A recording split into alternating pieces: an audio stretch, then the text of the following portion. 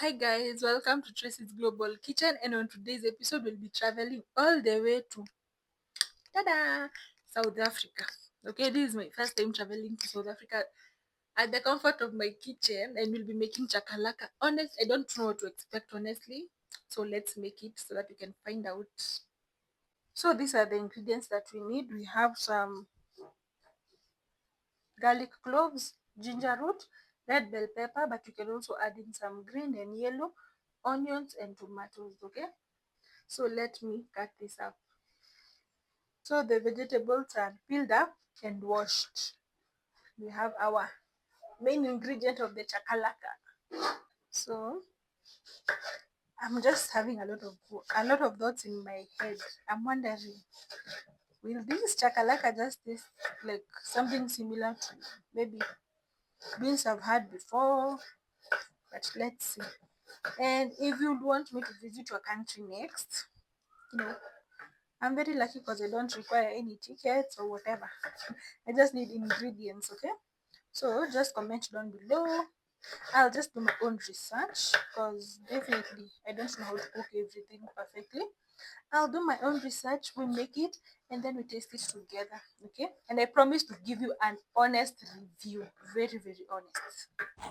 So next, we have some tomatoes, and guys, baby, comment down below and tell me whether you love like small and tomatoes that look like they're not appealing to your eyes, or you love the big ones. Personally, I love these small ones because I just tell myself that maybe they have not absorbed a lot of, a lot of chemicals, but that is just my saying anyway.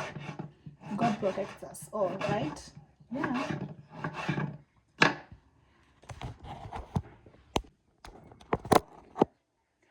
Some carrots, of course, but we are not grating these carrots. Okay? So we're just going to be cutting these carrots, and personally I'm just using one medium carrot because yeah, I don't need a lot. This is just enough. So I'm just going to cut. You just cut into these shapes, okay? Cooking is very easy. So let's cut this out. So here we have tomatoes, onions, carrots, ginger and garlic, capsicum. This is red capsicum. What is chakalaka without beans? Some beans, okay? And these are not baked beans. These are just boiled beans by myself, but they say you need baked beans, so yeah. And then some red cabbage, of course. We need these vitamins, so let's get started. And then for the spices, you have 1 tablespoon of paprika and some beef spice, okay? So light up your gas, let your pot heat up. Let your oil heat up. So here I'm just using my my normal way of cooking. So after your oil is well heated up, you're going to add in your onions.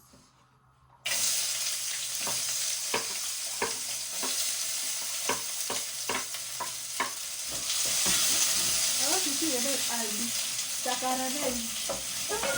But that recipe, it seems as if it's a tongue twister. So let it caramelize. You know, people make their meals differently, but I love putting my spices at this juncture so that they can cook well. It also prevents heartburns. Yeah. And then you crush in your beef cubes. Okay. Just like that. Give it a good stir. I'm already salivating. But I really love beans. I really love beans. And this type of beans, the yellow beans are my favorite.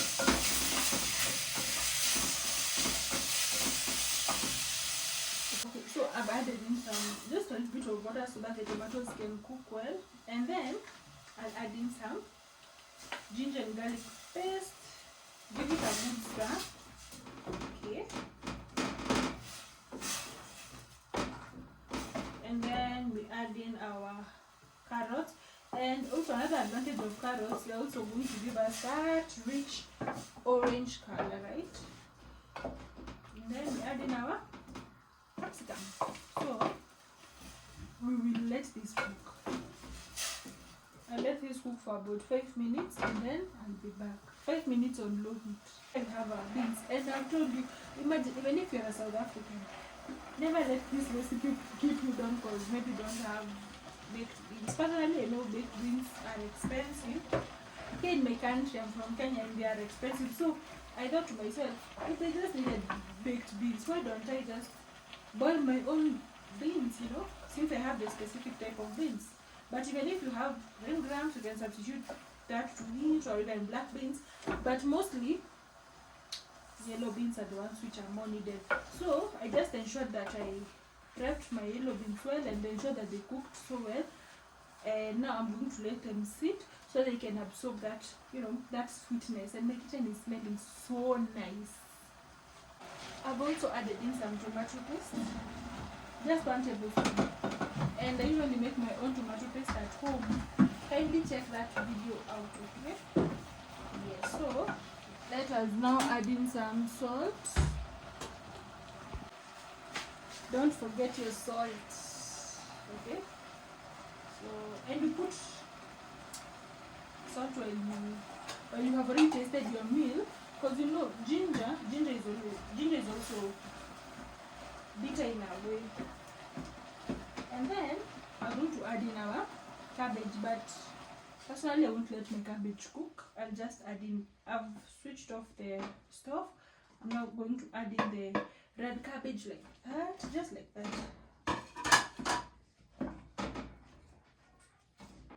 See, just like that. You just let your cabbage cook with the bean steam. The steam. And just like this meal, it looks flavorful.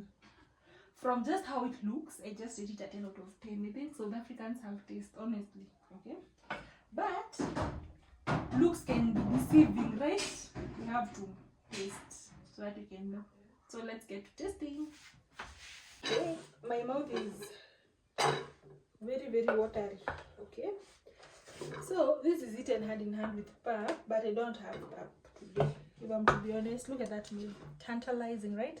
So let's taste it together. This is the part that I love most about my cooking content. So, hey guys, let's see.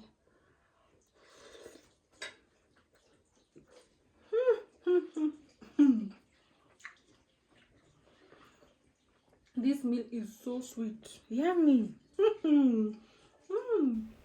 Psalms 100 verse 4, enter his gates with thanksgiving and his